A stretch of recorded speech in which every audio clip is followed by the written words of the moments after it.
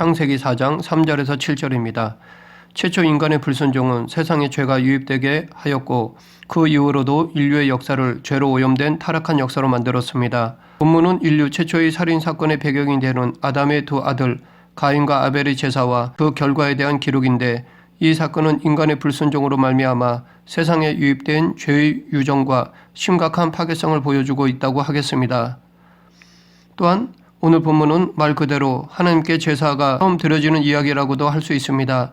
하나님께 드려지는 인간의 최초의 예전적 행위입니다. 오늘 본문을 통해 하나님이 기뻐하시는 제사, 즉 예배는 어떠한 것인가에 대해 살펴보고 지금 우리들에게 필요한 교훈을 알아보겠습니다. 오늘 본문은 세월이 지난 후에 라는 말로 시작하고 있습니다. 이 말 안에는 단순히 세월이 지난 어느 시점을 말하고 있는 것이 아니라 하나님께서 가인과 아벨을 평가할 시간이 되었다는 의미가 담겨 있습니다. 즉 하나님께서 가인과 아벨이 자신의 수고에 따라 힘써 일을 하고 당신 앞에 어떠한 모습으로 나오게 될 것인지 지켜볼 때가 되었다는 것입니다. 그러므로 이 말은 이 사건이 우연히 발생한 것이 아니라 하나님의 작정 안에서 정해진 때에 발생한 사건임을 의미합니다. 가인과 아벨은 각각 땅의 소산과 양의 새끼로 제물을 삼아 하나님께 제사를 드렸습니다. 물론 가인과 아벨이 취한 제물은 그들의 직업에 따른 것이었습니다. 그런데 그 결과를 보면 하나님께서는 아벨의 제사는 받으신 반면에 가인의 제사는 받지 않으셨습니다. 그렇다면 하나님은 왜 아벨의 제사는 받으시고 가인의 제사는 받지 않으셨을까요? 그것은 아벨은 마음과 정성을 다해 제사를 드린 반면에 가인은 단지 형식적으로 제사를 드렸기 때문이었습니다. 우리는 그 이유를 두 가지의 근거로 유추해 볼 수 있습니다. 첫째는 성경에 아벨의 제물에 대해서는 양이 첫 새끼라고 기록함으로써 그것이 아벨의 정성이 담긴 것임을 강조하는 반면에 가인의 제물에 대해서는 소산이 아니라 단순히 땅의 소산으로만 기록함으로써 거기에는 가인의 정성이 담기지 않은 것임을 말하고 있습니다. 좀 더 자세히 보면 원문에서 첫 새끼라는 말이 복수형으로 되어 있는데 이것은 아벨이 새끼 양 한 마리를 제물로 바친 것이 아니라 여러 마리를 바쳤다는 것으로 해석할 수 있고 또한 첫 새끼라는 말은 처음 난 것을 가리키기도 하지만 그 말 속에는 가장 뛰어난 것 혹은 우두머리란 의미도 포함되어 있습니다. 다시 말해 가장 귀한 것을 드렸다는 것입니다.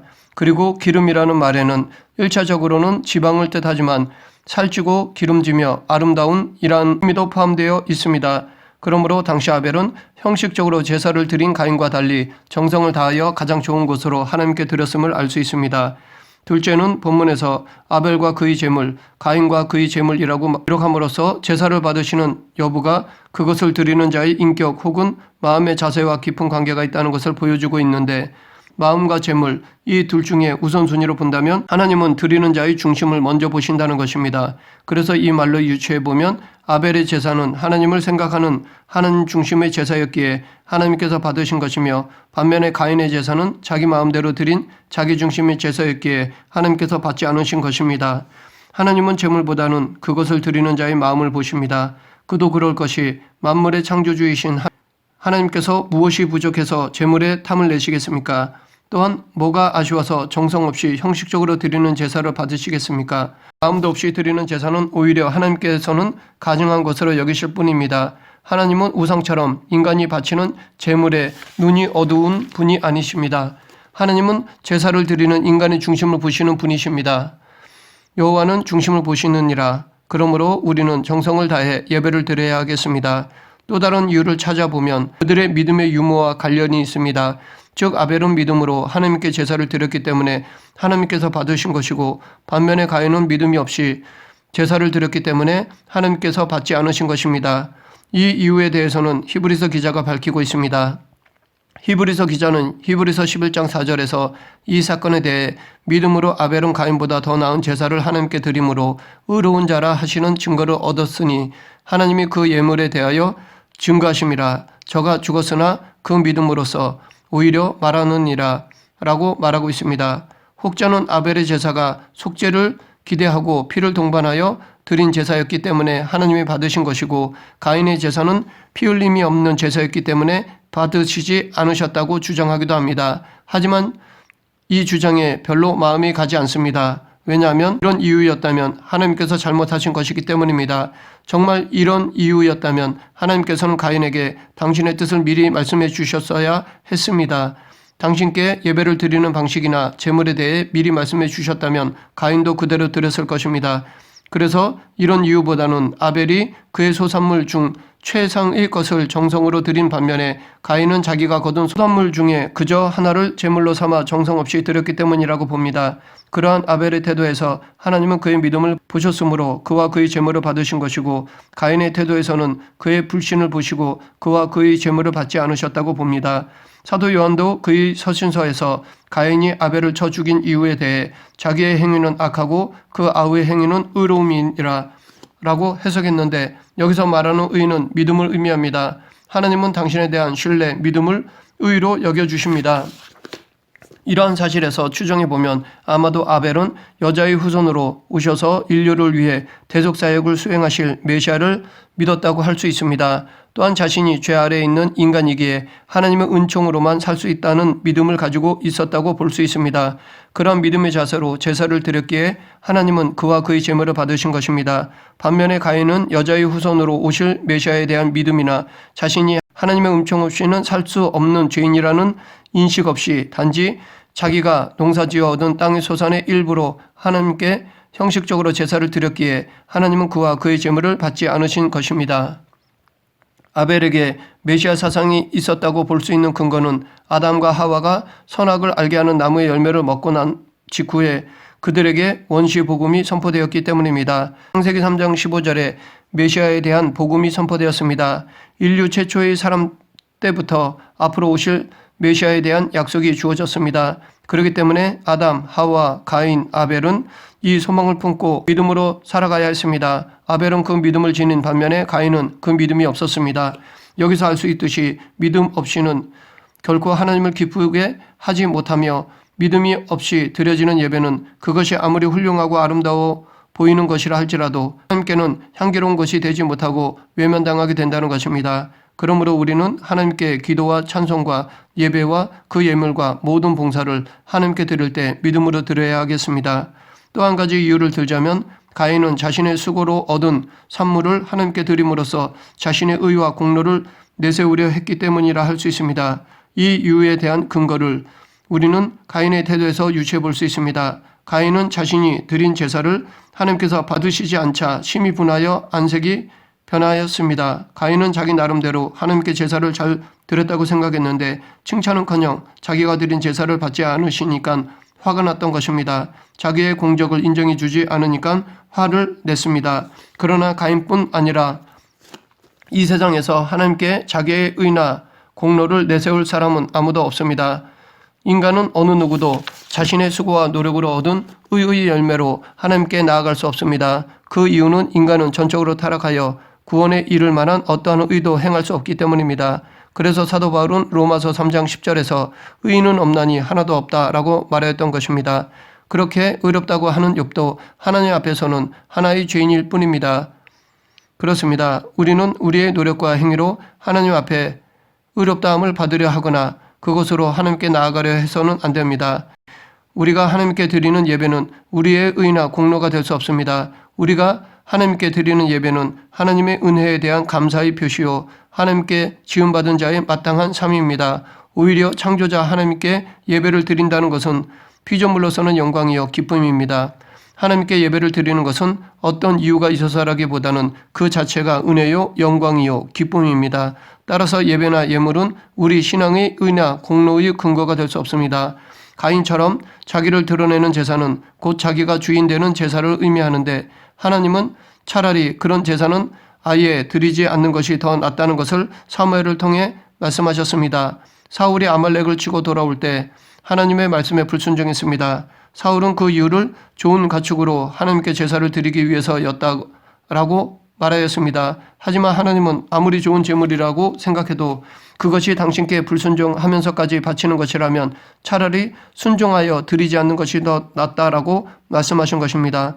하나님은 사무엘을 통해 분명히 여호와께서 번제와 다른 제사를 그의 목소리를 청종하는 것을 좋아하심과 같이 좋아하시겠나이까 순종이 제사보다 낫고 듣는 것이 수장의 기름보다 나으니 라고 말씀하셨습니다.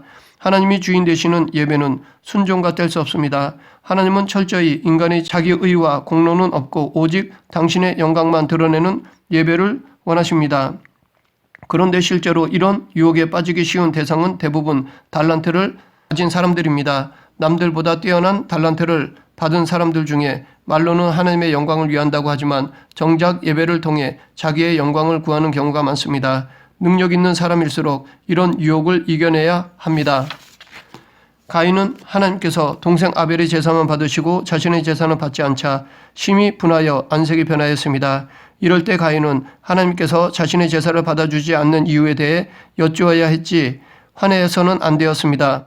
자신의 모습을 성찰해야 마땅했음에도 불구하고 도리어 마음에 분노를 발하였습니다. 더 나아가 하나님을 원망하고 동생에 대한 시기심을 태웠습니다. 결국 이러한 가인의 시기심은 인류 최초의 살인이라는 불명예를 얻게 했고 동시에 골육상잔의 비극을 낳았습니다. 7절에서 하나님이 가인에게 죄가 너를 원하나 너는 죄를 다스릴지니라 라고 말씀하신 것은 이미 하나님께서 시기심으로 가인이 자기 동생을 살해할 의도가 있었다는 것을 아셨기 때문입니다. 그렇기 때문에 가인을 향한 하나님의 이 권고는 살인을 유발하는 시기심을 삭히고 회개함으로써 강하고 악한 죄의 세력이 그의 마음을 지배하지 못하도록 하라는 것이었습니다. 그런데 이 경고의 말씀은 과거 가인에게만 해당되는 것이 아닙니다. 지금 우리들에게도 순간순간 마음을 지배하는 강렬한 죄의 욕망이 있는데 이 죄의 욕망을 제어하고 극복할 것을 권고하는 말씀이라고 하겠습니다. 사실 전적으로 타락하여 죄의 영향력 아래에 있는 인간은 누구든지 죄의 욕망을 갖고 있습니다. 그렇기 때문에 우리는 조금만 방심해도 죄를 범하게 되고 결국 죄의 지배를 받을 수밖에 없습니다. 그래서 하나님께서는 본절에서 죄가 문에 엎드려 있느니라 라고 죄를 마치 먹이를 덮치려고 호시탐탐 기회를 노리며 웅크리고 있는 맹수와 같이 묘사하셨습니다. 실제로 우리의 환경은 죄의 영향력 아래에 있고 죄의 무방비로 노출되어 있습니다. 그래서 우리가 영적으로 해이해지고 악한 생각을 조금만 가져도 즉시 우리의 마음을 충동질하여 죄를 범하게 합니다. 그렇기 때문에 우리는 문 앞에 있는 맹수를 경계하듯이 죄를 경계하고 죄의 유혹과 욕망을 억제하여야 합니다. 그런데 우리가 죄를 억제하고 다스리기 위해서는 단순히 죄를 범하지 않으려는 노력만으로는 부족합니다. 우리는 노력하는 차원을 넘어서 적극적으로 선을 행해야 합니다. 여기서 보듯이 형제에 대한 시기심과 미움은 마음에 적대 감정을 불러일으켜 마침내 그 마음속에서 형제를 살해하는 것은 물론 이것이 지나치면 가인과 같이 현실에서도 형제를 살인하는 데까지 나아가게 합니다. 그래서 이것을 미리 방지하고자 예수님께서는 형제를 향해 노하는 자마다 심판받게 된다라고 경고하셨고 사도 요한도 그 형제를 미워하는 자마다 살인하는 자라고 경계하였던 것입니다. 하나님이 기뻐하시는 제사와 관련해서 신약을 살펴보면 예수님께서도 사마리아 여인과 대화에서 하나님은 영이시니 예배하는 자가 영과 진리로 예배할지니라 라고 말씀하셨습니다. 예배의 장소에 대해 묻는 사마리아 여인에게 예수님은 장소보다 더 근본적인 예배자의 자세에 대해 말씀하셨습니다.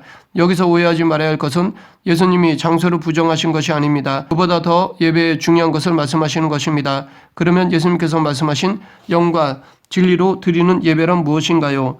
영으로라는 말은 성령으로 혹은 성령을 따라라는 뜻입니다. 혹자는 이것을 성결한 믿음이라고 말하기도 합니다. 둘 다 같은 의미라고 봅니다. 우리의 믿음은 성령님 없이는 온전할 수 없습니다. 성령님의 이끄심 받는 믿음으로 예배를 드려야 합니다. 이 성령의 지배는 예배의 연장선인 삶에서도 마찬가지입니다. 우리는 살아가면서 성령님의 인도를 받아야 합니다. 우리의 모든 삶의 현장에서 성령님의 인도를 받아야 합니다. 그래서 사도 바울은 내가 이르노니 너희는 성령을 쫓아 행하라. 그리하면 육체의 욕심을 이루지 아니하리라 라고 권고했습니다. 오늘 본문을 이 말씀에 적용하면 하나님이 아벨의 제사를 받으시고 가인의 제사를 받지 않으신 이유는 아벨은 하나님이 기뻐하시는 신령한 제사를 드린 반면에 가인은 육적인 제사를 드렸기 때문입니다.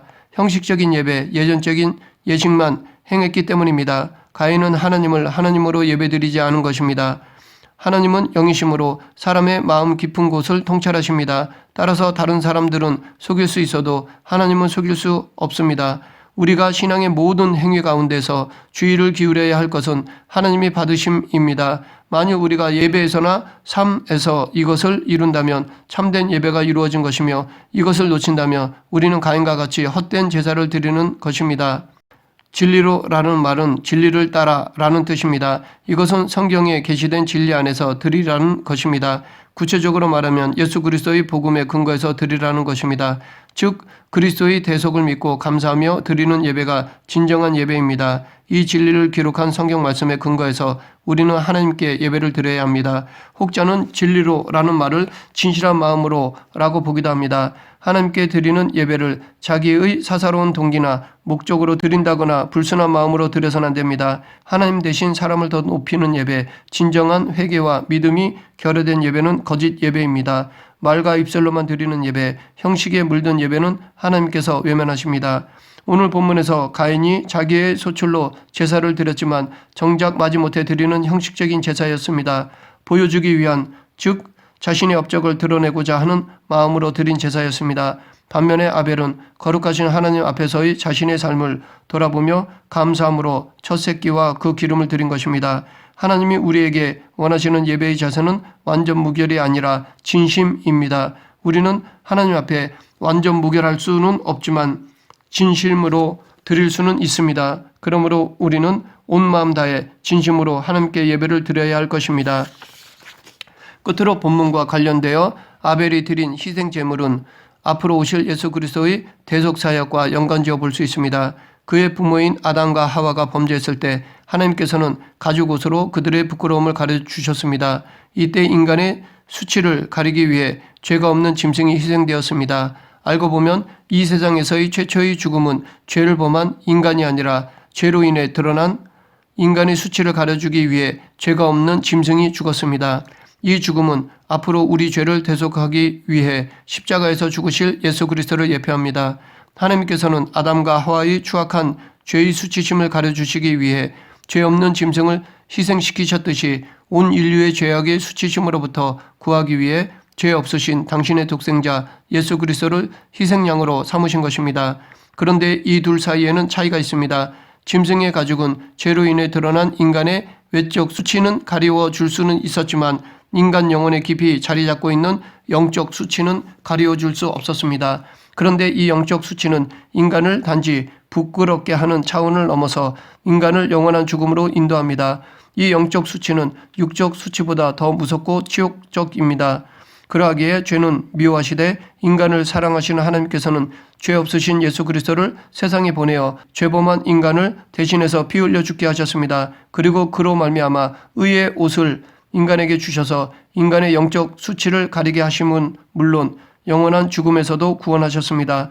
또한 이 둘 사이의 차이점은 짐승은 일회용입니다. 또 다른 죄를 지으면 짐승을 또 죽여야 하지만 예수님의 대속은 한 번으로 완전하며 영원합니다. 또 다른 대속이란 없습니다. 그러므로 인간이 죄의 수치심이 가려지고 죽음에서 구원받을 수 있는 길은 오직 우리를 대신해 보혈을 흘려주신 예수 그리스도의 의를 힘입는 길밖에 없습니다. 예수 그리스도로 말미암아 우리는 의의 옷을 입을 수 있습니다. 따라서 우리는 우리의 죄를 대속하신 예수 그리스도를 구주로 믿고 따라야 합니다. 말씀을 정리하겠습니다. 가인과 아벨은 똑같이 하나님께 제사를 드렸지만 아벨의 제사는 받아주신 반면에 가인의 제사는 받지 않으셨습니다. 오늘날에도 많은 성도들이 똑같이 하나님께 예배를 드리지만 하나님은 어떤 성도의 예배는 기쁘게 받으시는 반면에 어떤 성도의 예배는 받지 않으십니다. 그 기준을 오늘 본문에서 찾아보면 지금 드리는 예배에 정성이 있는가, 믿음이 있는가, 자기의 의와 공로가 아닌 하나님의 영광만을 드러내는가에 있습니다. 그렇기 때문에 지금 우리도 아벨이 드린 제사의 자세를 취해야 할 것입니다. 온 마음과 정성으로 드리는 예배, 하나님을 인정하는 예배, 하나님의 영광만 드러내는 예배를 드리는 성도가 되어야 할 것입니다. 우리 모두 하나님만이 기뻐 받으시는 예배를 드리는 예배자가 되길 간절히 축원합니다. 기도하겠습니다. 예배의 주인 되신 하나님 아버지, 온 마음과 정성으로 예배 드리는 저희들이 되게 하시고 예배를 통해 늘 마음의 밭을 옥토로 만들어 주셔서 많은 열매를 맺는 그리스도인이 되게 하여 주시옵소서. 예수님 이름으로 기도드립니다. 아멘.